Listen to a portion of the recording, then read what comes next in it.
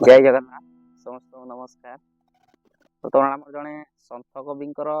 कौन आप महिमा धर्म जड़े बाबा आम मो सहित अच्छा महिमा धर्म विषय किसी आमको जनइबे। बहुत लोग अच्छा धर्म विषय जानी ना से धर्म विषय सी आमको जनइबे आम जाना कहतु आज कि आप गुरु ब्रह्म महिमा अलेख अनादि परम ब्रह्म आज्ञा आसी आज्ञा प्रभु महिमा गोसाई आसी आसिक प्रथम किसी ग्राम बुले बुली बुली आमर देख कपिलास धाम जो अच्छी तपोवन पानी अनर्थ बाहर से तपस्या कले 12 वर्ष आज्ञा सदानंद सबर बोली गोटे से नहीं से दिन जाइला आज्ञा गोटे अच्छी आलू आलू खोया आलू खो देखला जड़े तपस्या कर नाग साप पाखे बस से देखले कहला सी राजा को आज्ञा महेंद्र बहादुर थे राजा केटी बापा आज्ञा जड़े तपस्या कर साधु जन कौटू ना तप हो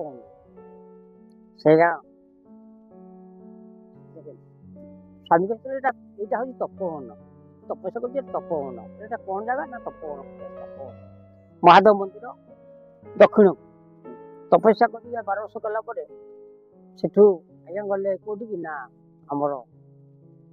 पुरी धाम पुरी बड़दान से गड़ी से प्रवेश कला पंडा छाड़े आज्ञा आपण महिमा तो आम छाड़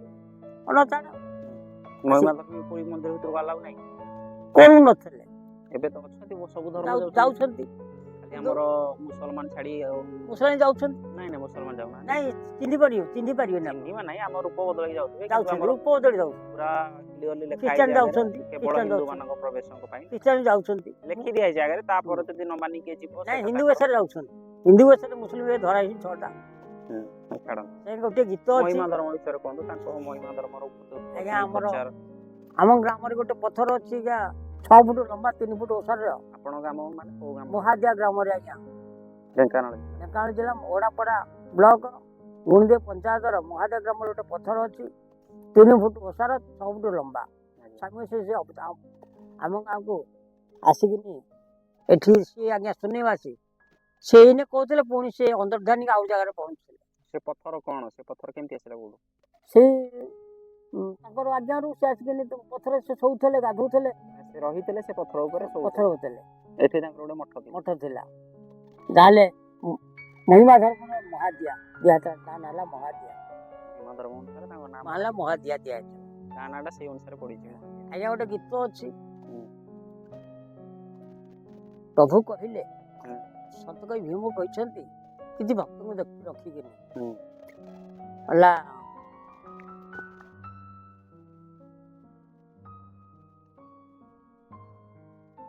महानित खेल देख जम्बू दीपे हे महानित खेल देख शरीर थे परकाश शरीर थे परकाश बाह्य रूप हे महानित खेल देख जम्बू दीपे हे महानित खेल देख सुसते भगत जार पाई तपवंत सुसते जुगे भगत जार पाई तपवंत से ब्रह्म को निरपी आत्मा सुखी है महानित खेल देख जम्बू दीपे हे महानित खेल देख आज्ञा तपी मैंने कौन हेले तेता जुगरे तपी भक्त मान हेले कपी तेता जुगरे कपि भक्त मान हेले कपि सही ब्रह्म को निरपी आत्मा सुखी है महानित खेल देख जम्बू दीपे हे महानित खेल देख तेता गला द्वापर युग को चाही ब्रज गोपालुणी होई द्वापर युग को चाही ब्रज गोपालुणी होई प्रेम संगे नारी संगे प्रेम संग नारी अगे प्रेम रूप हे महानित खेल देख जम्बू दीप हे महानित खेल देख आज्ञा गला द्वापर गला कली जुग आसला एकली जुगरे देख चारि जुग भक्त जाक एकली जुगरे देख चारि जुग भक्त जाक होइलेनी पूर्ण ब्रह्म तपी हे मोहानित खेल देख जम्बूदीपे हे मोहानित खेल देख कहला पुणी कौन कहले जनमी चारि दिगरे बाउन पाटक घरे जनमी चारि दिगरे बाउन पाटक घरे रहिलेଣି ठाबे ठाबे रहिलेଣି ठाबे ठाबे ढाई थोके मोहानित खेल देख जम्बूदीपे हे मोहानित खेल बोले भीमसेन भोई सकले पाइबे काई बोले भीमसेन भोई सकले पाइबे काई आया रूपा देखी दे मोर सनाती मोहानित खेल देख जम्बूदीपे हे मोहानित खेल देख शरीरते परकाश शरीरते परकाश बाह्य रूप हे मोहानित खेल चारि जुग लोक आछिन आज्ञा सत्य जुग त्रेता जुग द्वापर जुग कଳି जुग सबुठु डेंगा लोक सत्य जुग लोक ताठु त्रेता जुग लोक गोटे आज्ञा 11 फुटिया लोक अछंती 11 फुट 12 फुटिया लोक ମୁଁ ଦେଖିଛି ଭୁବନେଶ୍ୱରରେ ବହୁତ ଉଚ୍ଚ ଲୋକ ଅଛନ୍ତି ଅଛନ୍ତି ମୁଁ ଦେଖିଲି ପୁରା ସେ ଖଜୁରୀ ଗଛ ପତର ଫୁଟା 12 ଫୁଟ ବୋଲେ ଅନେଇଲେଣି ତା ଉପରକୁ ଜଙ୍ଗଲ ଆମର ଯିଏ ଥିଲେ ଆମର ଯୋଉ ମେରାବଳି ଥାନାରେ ଗୋଟେ ତାଙ୍କ ନା କଣ 12 ଫୁଟିଆ ଲୋକ ଅଛନ୍ତି ହଁ ଆମର ଥିଲେ ଯୋଉ ମେରାବଳି ଥାନାରେ ଥିଲେ ସେ ଆଦିବାସୀ ଲୋକ ସେ ଥିଲେ ଏବେ ତ ତପନ ପଟ୍ଟନାୟକ ସେନା 12 ଫୁଟ ତାକୁ ବସ ଛାତ ଲୋକ ତା ମୁଣ୍ଡ 12 ଫୁଟ ଥିବ ଓଡିଶାର ଯୋଉ ସେ ଆମର ମେରାବଳି ଥାନାରେ ଥିଲେ ଇଏ ଇନଚାର୍ଜ ଥିଲେ ଆପଣ ମହିମା ଧର୍ମ ବିଷୟରେ ମହିମା ଧର୍ମରେ ଆମେ କେମିତି କାହାକୁ ପୂଜା କରିବା କଣ ପୂଜା କରିବା ନିରାକାର କର୍ମ ଯେମିତି ଆମର ବରଫରୁ ପାଣି ବରଫରୁ ପାଣି ସେମିତି ବରଫ ନିରାକାର ପର୍ବ ଯେ ସିଏ ଆମର ଆମେ ଆତ୍ମଭକ୍ତି କରିବା ଏ ଦେହରେ କିଏ ଅଛି କିଏ ଚଲଉଛି କିଏ ଯେ ଖାଉଛି କିଏ ପିଉଛି କିଏ କ'ଣ ଅଛି ତାକୁ ଆଉ ସେବା କରିବା ଠିକ ଅଛି ଆମେ ମୁଁ ପଚାରିବାକୁ କିଛି ବି ଗୋଟେ ନାମ ନବାକୁ ହେଲେ ଗୋଟେ ଗୁରୁ କରିବା ଆବଶ୍ୟକ ହଁ ଗୁରୁ ନଥାଇ ସଦା ଜ୍ଞାନ କାହୁ ପାଇବୁ ଅରଜନ ଗୁରୁ ନିହାତି ଦରକାର ଗୁରୁଟିଏ ନହେଲେ ଜ୍ଞାନଟା ଆହରଣ ଭଲ କରାଏ ଆମେ ମହିମା ଧର୍ମରେ ବେଶୀ କିଛି ଜାଣିବାକୁ ଚାହିଁବା ଯଦି ଗୁରୁ କରିବା ପାଇଁ ପଡ଼ିବ ସେମିତି ଡାକିଲେ ହେଇପାରିବ ସେ ନାଇଁ ଆଗ ଟ୍ୟୁସନ କରିବାକୁ ପଡ଼ିବ କ'ଣ ନୀତି ନିୟମ ଆଗ ନୀତି ନିୟମ କେମିତି ଚଳିବ କିଛି ନ ଜାଣିକି ଯଦି ମୁଁ କିଛି ବି ଜାଣିନି ଖାଲି ରାମ ରାମ କୃଷ୍ଣ କୃଷ୍ଣ କିଛି ବି ଠାକୁରଙ୍କୁ ମିଳିପାରିବ କୌଣସି ଗୋଟେ ଗଛ ପୋତିଲେ ତାର ସେ ଫଳଟା ଫଳିବ ଆମେ ଆଶା କରୁଛୁ ପିଜୁଳି ଗଛ ଅଲଗା କଦଳୀ ଗଛ ଅଲଗା ଆମ୍ବ ଗଛ ଅଲଗା ସବୁ ବିଭିନ୍ନ ସଂସ୍ଥା ସବୁ ସଂସ୍ଥା ଅଲଗା ଅଲଗା ଠିକ ଅଛି ବିନା ଗୁରୁରେ ସଦ୍ଜ୍ଞାନ ମିଳିବନି ସେଥିପାଇଁ ଆମେ ଗୁରୁ କରିବାକୁ ପଡ଼ିବ ଗୁରୁକୁ ଆମେ ନିଜେ ଖୋଜିବା ଦ୍ରୋଣାଚାର୍ଯ୍ୟ ଆଜ୍ଞା ଦ୍ରୋଣାଚାର୍ଯ୍ୟ ସେ ଗୁରୁ ଥିଲେ ଦ୍ୱାପରରେ ସବୁ ଶିଖେଇଥିଲେ ଆଜ୍ଞା ଏକଲବ୍ୟକୁ ଶିଖେଇଲେନି ସେ ସମର୍ଥ ବୋଲି ଆଜ୍ଞା ଗୋଟେ ମୂର୍ତ୍ତି ସ୍ଥାପନ କରି ଶିଖିଲା ଦିନେ ଦ୍ରୋଣ ଚାହିଁଲେ କହିଲେ ଶିଖିଲା କୋଉଠୁ ଏକଲବ୍ୟ କହିଲା ମୁଁ ଶିଖିଛି ଆପଣ ମୂର୍ତ୍ତି କରିବେନି ଦକ୍ଷିଣା ଦେଲା ଆଜ୍ଞା ବୁଢା ଆଙ୍ଗୁଠି ଦକ୍ଷିଣା ଦେଲା ସେଟା ତ ଆମେ ବିନା ଗୁରୁରେ ଜ୍ଞାନ ମିଳିବ ହେଲେ ସିଦ୍ଧ ଗୋଟେ ଦରକାର ଆମେ ଯେମିତି ଆମର ଘରଟା ବାଟ ପାଇବା ଗଲେ ଘରକୁ ଗୋଟେ ବାଟ ଅଛି ରାସ୍ତାରେ ଯୋଉ ଯାଇଛି ସେ ରାସ୍ତା ଦେଖେଇ ପାରିବ ନାଇଁ ଘରକୁ ଗୋଟେ ରାସ୍ତା ସବୁ ଥାଏ ଇନା ଦିଟା ବାଟ ହେଲେ ଆମ ଘରେ ଆମ ଧରି ଦିନ ଗୋଟେ ଦିଟା ବାଟ ସେମିତି ସବୁ ଦ୍ୱାରଦଶ ହେଲା ଗୁରୁ ଦ୍ୱାରଦଶ ମାଡ଼ିବାକୁ ହେଲା କବାଟା ଗୋଟେ ଅଛି ଆମର କବାଟାକୁ ଆମେ ଖୋଲିବାକୁ ପଡ଼ିବ ବିନା ଗୁରୁ ଆମ ମହିମା ଯେତେ ଶିଖିଥାଏ ଯେତେ ଶିଖିଥାଏ ଆମେ କହନ୍ତୁ ଗୁରୁ ବୋଲେ ମହିମା ସିଏ ଆମର ଗୁରୁ ପ୍ରଥମେ ମହିମା ଲକ୍ଷ୍ୟ ଗୁରୁ କରିକି ମହିମା ଧର୍ମ କେତେବେଳେ ଆମର ଅଗ୍ନିକୁଣ୍ଡ ଲିଭୁନି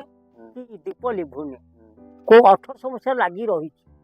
ଦୁଇଟା ଧର୍ମ 1800 ମସିହାରୁ ମାନେ 2000 ବର୍ଷ ହେଇଗଲାଣି ଆଜ୍ଞା ଦୁଇଟା ରାତିରୁ ସାଇରେନ୍ ବାଜିବ 200 ବର୍ଷ ଦୁଇଟା ରାତିରୁ ସାଇରେନ୍ ବାଜିବ 1 କିଲୋମିଟର ଶୁଭିଲା ପରେ 1.5 କିଲୋମିଟର 3 ଥର ସାଇରେନ୍ ବାଜିବ 2ଟା ରାତିରେ 2ରୁ 3 ଗାଧେଇବେ 3ଟାରୁ 4ଟା ନୀତି ହବ ଶୀତ ହଉ ବର୍ଷା ହଉ ଖରା ହଉ ଚାଲନ୍ତୁ ଦେଖନ୍ତୁ ଆପଣ 2ଟା ରାତିରୁ ଜୋରନ୍ଦା ଆମର ଯୋଉ ଗାଦି ମନ୍ଦିର ଆମର ଚିରାଡା ଅଛି ଆମର ଇଚ୍ଛାରେ ଖଲିଆପାଲି ଯାଇଥିଲି ମୋ 3ଟାରେ ଉଠେଇଲେ କହିଲେ ଆଜ୍ଞା ଟିକେ ଆପଣ ନୀତିରେ ରହିବେ ନୀତି କଲି କାହିଁ ସେ ତ ବାବା ଯେ ଅଛି ଆମେ କାହିଁ ଡାକିଲେ ସେତେ ସବୁଗୁଡ଼ା ଜ୍ଞାନ କ୍ଷମତା ମହିମା ଧର୍ମର ମୁଖ୍ୟ ସ୍ଥାନ ହେଉଛି ଜୋରନ୍ଦା ସେ ତ ବର୍ଷ ସାରା ସେଇଟା ପୂଜା ହଉଛନ୍ତି ସେ ଜାଗା ପ୍ରତ୍ୟେକ 3 ଥର ରାତି 3 ଦିନ ଦିନ 11ଟା ପୁଣି ସନ୍ଧ୍ୟା 5ଟା ପୁଣ୍ୟ ବ୍ରହ୍ମ ସବୁବେଳେ ନା ଖୋଲା ହଉଛି ଘର ଖୋଲା ହଉଛି ଗୋଟେ ସମାଧି ପୀଠ ତାଙ୍କର ସେଠି ଖୋଲା ହଉଛି ସେଠି ସେଠି ସମାଧି ତ ହେଇଥିଲେ ନା ହେଇଛି। ସମାଧି ସେ ଜୀବିତ ଜୀବିତ ସମାଧି ହେଇଛି। ମୁଁ ଯିବି ମତେ ସମାଧି ସେ ପୁଣି ଆସି ସାରିଛନ୍ତି ଜନ୍ମ 4 ଦିଗରେ 12ଟା ବାଟ ଘର ପରା ସେ ଆସି ଜନ୍ମ ବି ରେଡି ହେଲେ କିନ୍ତୁ ଚିହ୍ନା ଦେଇନାହାନ୍ତି। କେବେ ଯିବା ଜରୁରୀ ଆପଣଙ୍କ ସାଙ୍ଗରେ ସବୁ ଜିନିଷ ଜାଣିବା। ହଁ ଗାଈ ଅଛି 135 କ୍ଷୀର ଦୁହାଁ 6ଟା ଗାଈ ଅଛି। ଆଉ କିଛି କହିବାକୁ ଚାହିଁବେ ଆମ ଧର୍ମ ବିଷୟରେ ସମସ୍ତ ଲୋକମାନଙ୍କ ପାଇଁ? ହଁ ସମସ୍ତେ ଆଜି ମାଘ ପୂର୍ଣ୍ଣିମା ଆସିଲାଣି ସମସ୍ତେ ସଜାଗ ହୁଅନ୍ତୁ ଆଉ ସମସ୍ତେ ଯାଇକିନି ସେଠି ଗାଦିରେ ପହଞ୍ଚନ୍ତୁ ସମସ୍ତେ ଆପଣ ଜୋରନ୍ଦା ଜୋରନ୍ଦା ଯାତ୍ରା ଉପଭୋଗ କରନ୍ତୁ। ସମସ୍ତଙ୍କୁ ନିବେଦନ କିଛି ଶୃଙ୍ଖଳିତ ଭାବରେ ଯାଇକି ଜୋରନ୍ଦା 26 ମସିହା ଆଜ୍ଞା ପଡ଼ିଛି ମାଘ ମାସ ପଡ଼ିଛି ଜାନୁଆରୀ ମାସରେ ପଡ଼େନି ଆଜ୍ଞା ଫେବୃଆରୀ ଲାଷ୍ଟରେ ପଡ଼େ ମୀନ ଶନିରେ ପଡ଼ିଛି ଜାନୁଆରୀ ଲେଖା ହେଇଛି କଥା ବୋଲି ଲେଖା ଜାନୁଆରୀ ମାସରେ କଥା ହୋଇବ ଲେଖା ହେଇଛି ମୀନ ଶନି 24 ମସିହା ନଭେମ୍ବରଠୁ ପଡ଼ିଲାଣି। ଠିକ ଅଛି ସମସ୍ତଙ୍କୁ ନମସ୍କାର। ଖୁସିରେ ଥାନ୍ତୁ ଭଲରେ ଥାନ୍ତୁ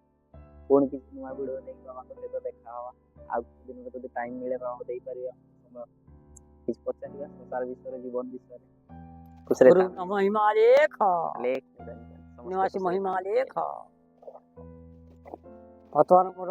ନିବେଦନ ଭିଡ଼ିଓଟି ଦେଖି ଖୁସି ହୁଅନ୍ତୁ।